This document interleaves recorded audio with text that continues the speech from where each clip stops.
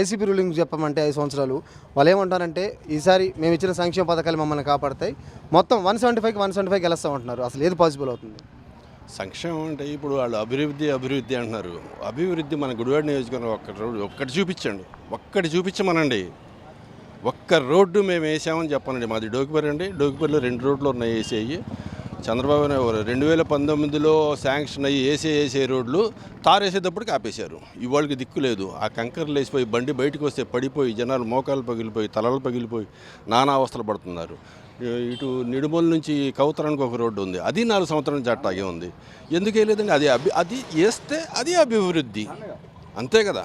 ఎవరైనా ఆలోచించాలి. అది అభివృద్ధి చేసామంటున్నారు. సంక్షేమ పథకాలు ఎవరికి ఇచ్చారండి?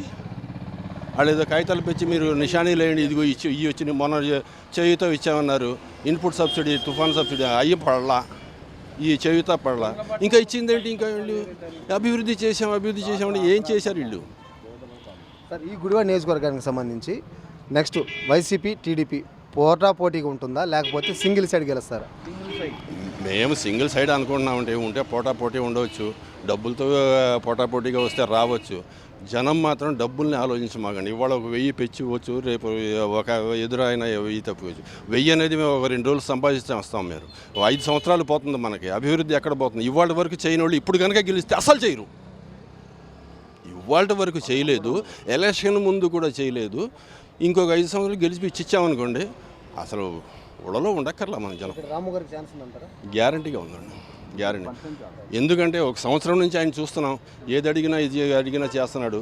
మొన్న మనకు 2 సార్లు ఉడుపుల్లో నాట్లు వేసేటప్పుడు ఒకసారి మొలకొచ్చింది. అప్పుడు ఆయన లేకపోతే మనం అసలు ఈ సార్వా పండించుకునేవాళ్ళం కాదు. 4-5 రోజులు అండి 2 ప్రొక్లైన్లు పంపించి ఆయన ఈ వర్షంలో నుంచొని లాగిచ్చాడు మాకు మురుక్కాలలో డోగుపర్లో. వర్షంలో నుంచొని తెల్లారి స్టేట్మెంట్ కొడాలని గారేమో అసలు ఒక ఎకరం కూడా మునగలేదని చెప్పేసి ఆయన ఇచ్చారు. మళ్ళీ కోతల ముందు కూడా ఇట్టాగే మునిపోయిందండి. అది కనుక ఊడుపుల్లో కనుక అది క్లీన్ చేసి ఉండకపోతే కోతలు కోసుకుంటానికి పనికి వచ్చాయి కాదు పొలాలు. Please like and subscribe eagle Andhra.